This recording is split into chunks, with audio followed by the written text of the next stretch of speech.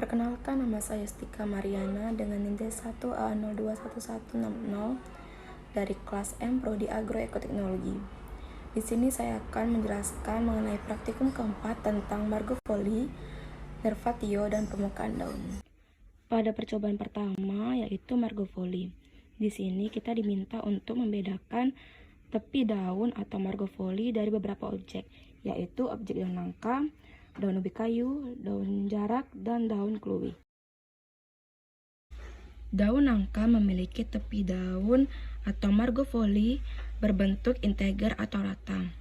Daun nangka tidak mempunyai sinus dan angulus. Daun nangka mempunyai bagian-bagian yaitu ujung daun, tepi daun, lamina, tulang rusuk daun, tulang daun, dan petiolus atau tangkai daun.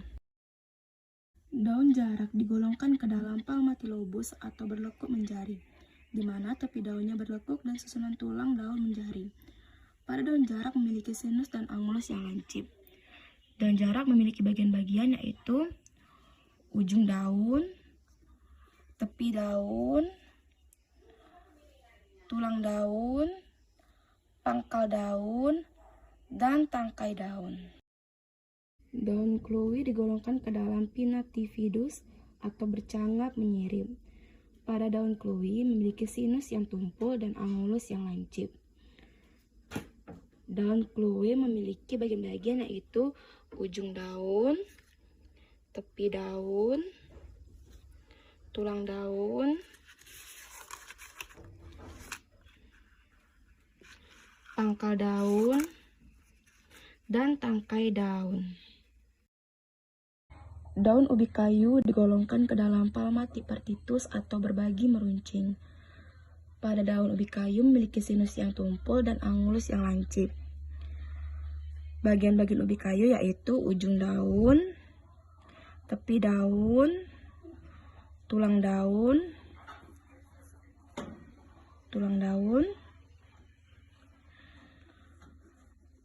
petiolus atau tangkai daun. Pada pengamatan yang kedua yaitu tentang Nervatio atau tulang daun. Di sini kita diminta untuk membedakan macam-macam permukaan daun dari beberapa objek, yaitu objek daun tebu, daun sirih, daun mangga, dan daun pepaya. Daun mangga digolongkan ke dalam jenis daun bertulang menyirip atau Penineruis karena daun mangga mempunyai satu ibu tulang yang berjalan dari pangkal ke ujung dan merupakan terusan tangkai daun. Dari ibu tulang daun mangga muncul tulang cabang sehingga susunannya mirip tulang pada ikan. Daun mangga dari daun-daun seperti ini umumnya terdapat pada tumbuhan dikotil. Bagian-bagian pada daun mangga yaitu ujung daun, tepi daun, helaian, ibu tulang daun,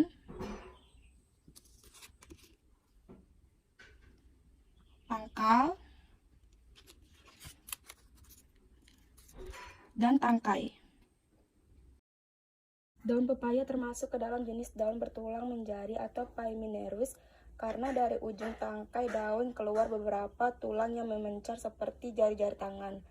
Jumlah tulang ini lazimnya gasal atau ganjil, yaitu di tengah yang paling besar dan paling panjang, sedangkan ke samping semakin pendek. Daun seperti daun pepaya ini hanya terdapat pada tumbuhan dikotil. Daun sirih termasuk ke dalam jenis daun melengkung atau Servinervis. Memiliki ciri-ciri daun yang memiliki tulang besar yang berada di bagian tengah daun, dan tulang lainnya memanjang mengikuti alur tepi daun. Alur tulang besar pada daun akan memisah namun kembali menjadi satu arah di ujung daun. Biasanya daun dengan tulang daun melengkung adalah jenis tumbuhan berbiji tunggal. Daun tebu termasuk jenis tulang daun bertulang sejajar atau Rectinervis. Memiliki daun-daun bangun garis atau daun-daun dengan bangun pita.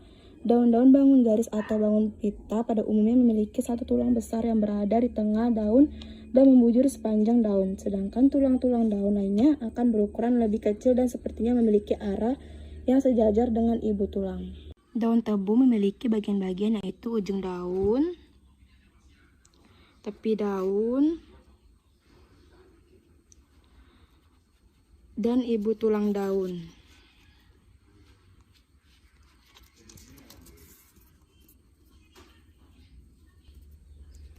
Pada pengamatan yang ketiga mengenai permukaan daun. Di sini kita diminta untuk membedakan macam-macam permukaan daun dari beberapa objek daun, yaitu objek daun kopi, daun jambu biji, daun ketela rambat, daun durian, daun jati, dan daun pisang. Daun kopi memiliki permukaan yang bersifat licin atau leaves, yang dalam hal ini permukaan daun dapat kelihatan mengkilat atau nitidus. Pada daun kopi pinggirannya bergelombang, warna hijau pekat dan meruncing di bagian ujungnya. Daun ketela rambat memiliki permukaan daun licin suram atau opakus. Daun ketela rambat memiliki permukaan yang berbeda antar bagian atas daun dan permukaan bagian bawah daunnya, yang dimana pada bagian permukaan bawahnya berwarna putih kehijauan. Sedangkan untuk kelengkapannya, daunnya merupakan daun yang kehilangan satu atau dua bagian dari tiga bagian daun lengkap, yaitu upi daun atau pelepah daun, tangkai daun, dan helaian daun. Dan ubi jarit ini tidak memiliki bagian pelepah daun.